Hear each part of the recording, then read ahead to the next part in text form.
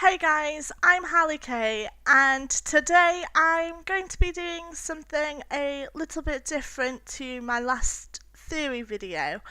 Now, I'm actually going to talk about the lore of one of the most influential characters within the Warcraft series.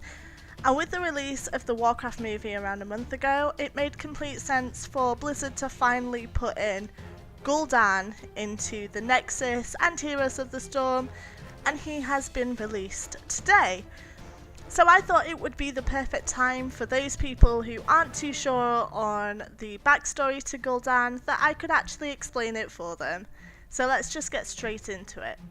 Originally, Gul'dan was a shaman and an apprentice to the chieftain of the Shadow Moon clan, Ner'zhul, who was also an elder shaman. Ner'zhul had led the orcs to war with the Draenei under the command of Kil'jaeden.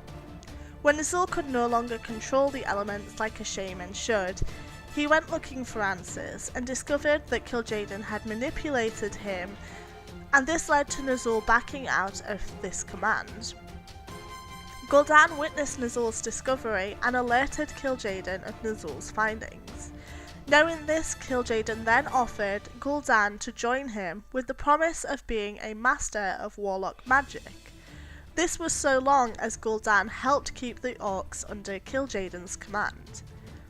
Gul'dan accepted the offer and acted fast in appointing like-minded and powerful orcs into his Shadow Council.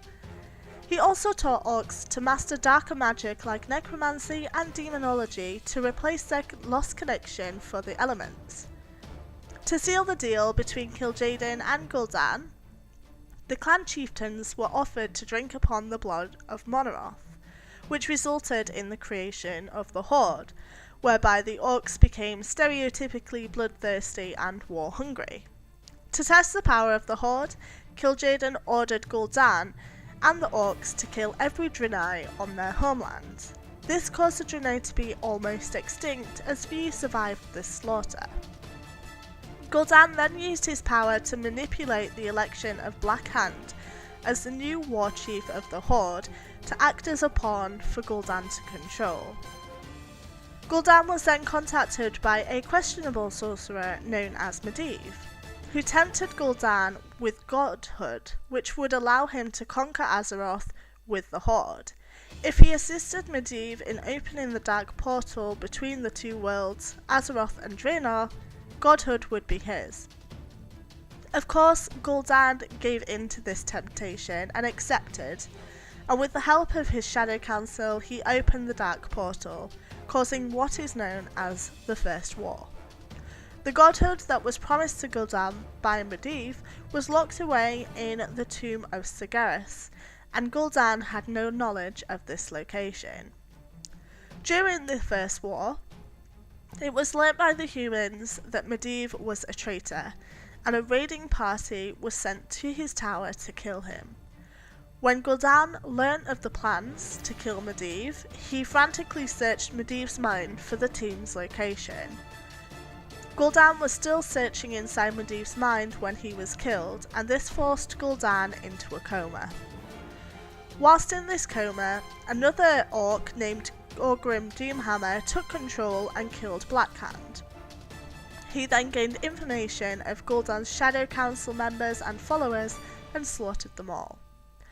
When Gul'dan finally awoke, Doomhammer spared him of his life for the exchange of information about Blackhand's followers, and as a token of his appreciation and to prove his loyalty, Gul'dan promised the creation of an undead army to aid Doomhammer. Through many failed attempts of creating the undead army, Gul'dan performed a dark ritual with his necrolytes, where he slaughtered them all and forced their hearts into gems which contained their power. Through this, he then raised the undead army which are known as the Death Knights within the Warcraft series. Doomhammer was happy with this progress and left Gul'dan to his own devices. He didn't know, however, that these Death Knights were not loyal to Doomhammer but their creator, which was of course Gul'dan. On the eve of Doomhammer's planned attack, Gul'dan betrayed him and took 2 clans to sea in an attempt to finally retrieve the godhood he was promised from the tomb of Sargeras. After locating the tomb, Gul'dan did not find the godhood he had been looking for, and instead was torn apart by a swarm of demons that had been lured there from the dark magic. After death, the legacy of Gul'dan still lives on, as his skull has become a channeling totem for dark magic and whispers to anyone who's touching the skull. As the skull of Gul'dan has been infused by his dark power, it has since been used to both open and close portals between the 2 worlds, and it has also brought the transformation of Illidan Stormrange as you know him today. I understand that what I've just explained was probably quite fast but also quite short.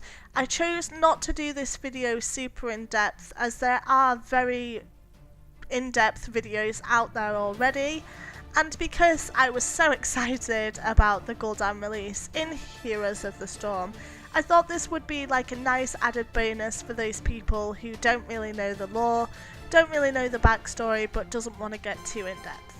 So I really hope that you enjoyed this video. If you did, please give a like, and if you want to see more from me, then please subscribe. I'm Harley Kay, and thank you so much for watching, and I'll see you in the next video.